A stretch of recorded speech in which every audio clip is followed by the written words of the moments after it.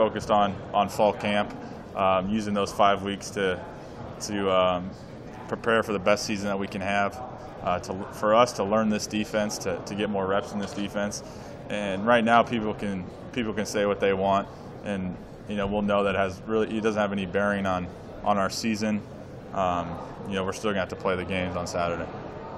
You being a native, what does this year mean walking in for you?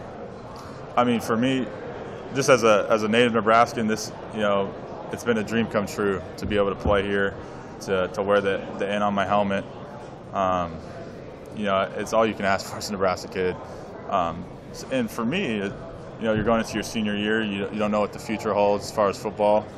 So I'm gonna put everything I got for this game and for this team, lay it on the line.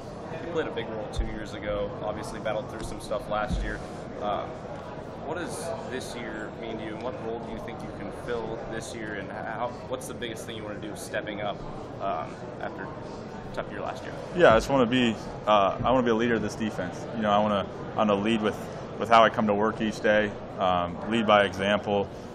Show the younger guys kind of the culture that we've instilled here with Coach Riley, and then make plays. Be a guy that's looked to make some big plays in this defense. You mentioned some of the younger guys that you want to step up. Who are some of those younger guys, and how do you think they can play a role in this defense? I mean, you got really deep inside linebacking core. Yeah, I think across the board, there's some young guys that are really in the future, have really bright futures.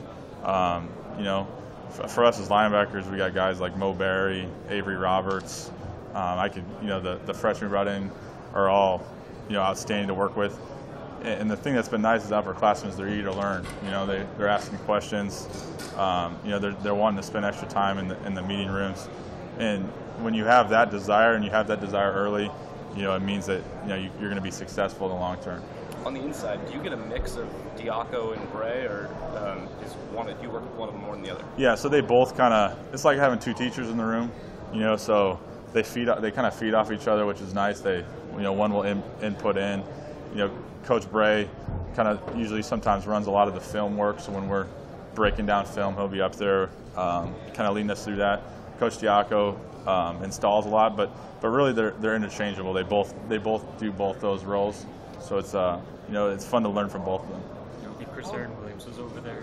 He said that you were the smartest player he's ever been around. That's what he said? He did. Wow. He said he immediately knew you were the smartest person he ever met because of your GPA. So, how important is that in the inside linebacker role in a 3-4 to not only have physical ability but to have that awareness and just knowledge of the playbook and what's going on around you? Yeah, for me, I think it helps me a lot. To be able to. I love the game of football. I grew up watching football, so I feel like it comes easy to me in a way. But I think anytime you can know a defense inside and out, or your work to know a defense inside and out can help you. And so I think it helps me a lot playing linebacker. Chris, what do you want to see from the defense right out of the gate in camp? I mean, what kind of things will you're a leader now. Right. You'll be looking big picture. What will you be looking for? Look for an intensity first. We want to. The first thing we want to do is fly around to the football. I think if you're doing that as a defense, first off, without that, you can't be a great defense. So flying around to the football, we need to make some turnovers happen, and just a buy-in across the board that we're pushing for something, we're working towards something to be a great football team. How did you feel about those? Just the buy-in this summer. I thought we had some outstanding buy-in from guys, top to bottom, coming in each day, putting their head down, and just going to work. We had some tough workouts, and it was easy for guys to maybe complain or not get up for that, but I didn't feel like we had any of that. I felt like guys wanted to get better, and that's the environment we need. What was the level of Diaco's involvement this summer? I mean, how much contact does he have with you guys? What type of contact is it? Yeah, I think we had 2 hours a week that we could interact with coaches. So we would have some drill works, I think twice a week, where they would put us through, just football-related drills. We couldn't have a ball or anything, but anytime we can interact with him and run through this defense, it's going to be important for us.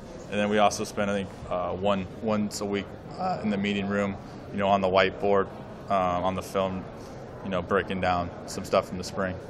When you look back on the spring, when you look at that film of the spring, what did you? I mean, there's a lot of positive reviews, but what are the kind of things that you took out of it that need to get better, that need to improve? I think across the board, we just need to take what we've done so far and just bring it to the next level. So, I mean, you're talking tackling.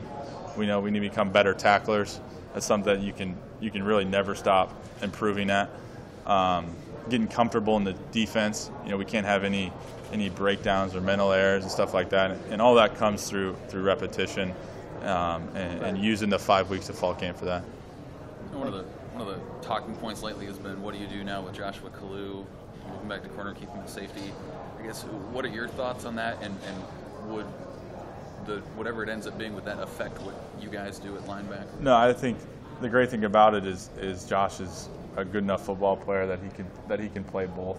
He's been a great corner since he started his career here, and when he was moved to safety in the spring, it was kind of seamless. So I'll leave that up to the coaching staff about where they want to put him. I think he can be an impact player at either. So that's nice to have. Hey, what was your impression of Avery Roberts this spring?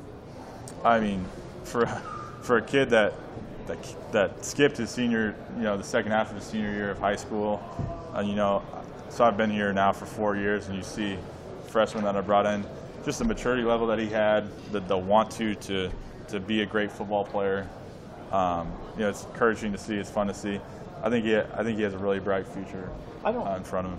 I don't know this. I'm asking you. Is it important for you and Diedrich to work in concert? I mean, is there a chemistry that needs to be there, or is that irrelevant? I would agree. I think, especially on our run fits, if I'm not where I'm supposed to be on fitting my run, it's going to affect him. Okay. So vice versa. So if you call that chemistry, yeah, but you could say the same thing about like a defensive lineman. If he's not where he's supposed to be, that affects me.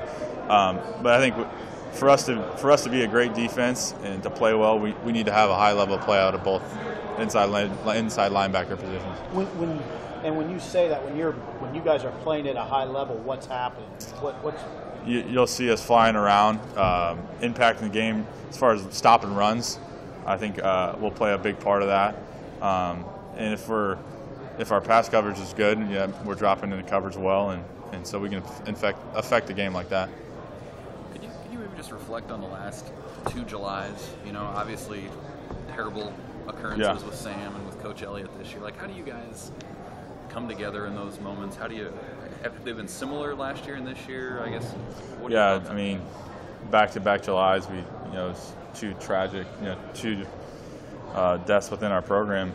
So both were unique, in their own way, because like with Coach Elliott, I got to know him for 6 months, so it's kind of a quick relationship with him. But even in the 6 months that I knew him, it speaks to him how quickly guys grew to respect him. He just there's something different about him, and you grew to love him. He was in the locker room all the time, hanging out with us.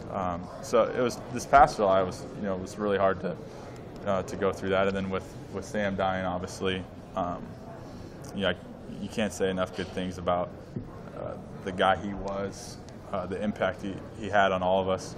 I mean, I think he affected every guy in the locker room. So it's been two hard Julys. Sam's memory come up a little more.